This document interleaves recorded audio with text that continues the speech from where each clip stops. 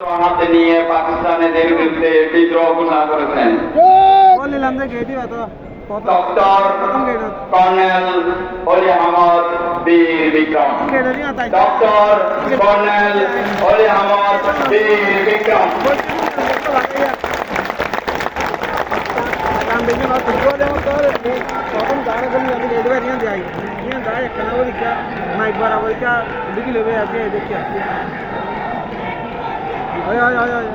এই বিশাল জনসভার সম্মানিত প্রধান অতিথি, বাংলাদেশ জাতীয় সংসদের সম্মানিত বিরোধী দলীয় নেতা জামাত ইসলামের আমির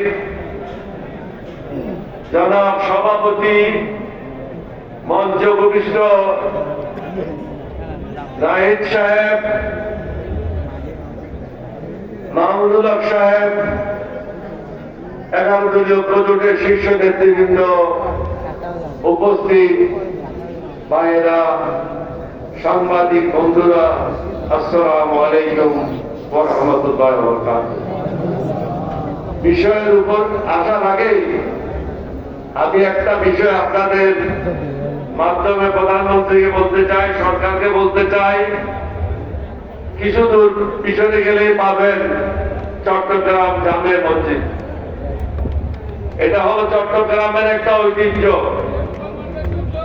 বাংলাদেশে অনেক বড় বড় মসজিদ আছে, কোন মসজিদের ইমাম নবী করিম সাল্লাল্লাহু আলাইহি ওয়াসাল্লামের বংশধর নাই, কিন্তু এই মসজিদ বানানোর পর থেকে অদ্যাবধি নবী করিম সাল্লাল্লাহু আলাইহি ওয়াসাল্লামের বংশধরদের মাধ্যমে পরিচালনা হয়ে আসছে।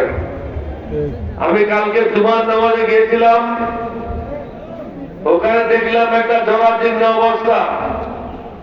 শহীদ রাষ্ট্রপতি জিয়া রহমানের সময় কিছু মেরামতের কাজ হাতে নেওয়া হয়েছিল। এখন আমি প্রধানমন্ত্রীকে অনুরোধ করব, আমাদেরকে ধ্বংস করে দিয়েছে গত 15-20 বছর।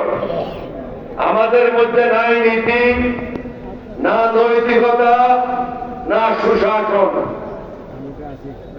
এবং মানবতার বিরুদ্ধে আমরা সদা সর্বদা কাজ করে যাচ্ছি। মুসলমানদের শিক্ষা দিয়ে মসজিদ এবং মাদ্রাসার মাধ্যমে। সুতরাং এই জামিয়া মসজিদকে সুন্দরভাবে মেরামত এবং পুনর্নির্মাণের জন্য আমি এই সবার পক্ষ থেকে দাবি জানাচ্ছি। আপনারা কি এটা দেখমত আছেন? একটু সবাই হাত তুলে দেখান না। আর একটা জিনিস লক্ষ্য করেন নাই, কালকে কিন্তু বিকেল পর্যন্ত এখানে বৃষ্টি হয়েছে, আজকে ঢাকাতেও বৃষ্টি হচ্ছে, কক্সবাজারেও বৃষ্টি হচ্ছে, কিন্তু চট্টগ্রামে এখন বৃষ্টি নেই। এখন বুঝছেন আল্লাহর রহমত কোথায়? আপনারা মিটিং করতে কোনো কষ্ট পাচ্ছেন না, আরামে আছেন। আমার এখন মেঘ এসে গেছে, রোদও নাই। আল্লাহ আপনাদেরকে বিভিন্ন ভাবে সাহায্য করছেন, কিন্তু আমাদেরকে আমাদের ইমান ঠিক করতে হবে। অল্পের মধ্যে আমরা হতাশ হয়ে যাই, এই হতাশ মানে আমাদের মধ্যে ইমান নাই। কারণ গত 15 বছর আমাদেরকে শিক্ষা দিয়েছে কিভাবে বেঈমান হতে হবে, কিভাবে মুনাফিক হতে হবে, কিভাবে দুর্নীতিবাজ হতে হবে, কিভাবে সুদখোর হতে হবে, কিভাবে জেনা করতে হবে, কিভাবে মানুষের ঘর দখল করতে হবে।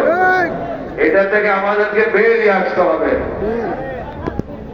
মানুষ মানুষের জন্য, মানুষ গরু ছাগলের জন্য না।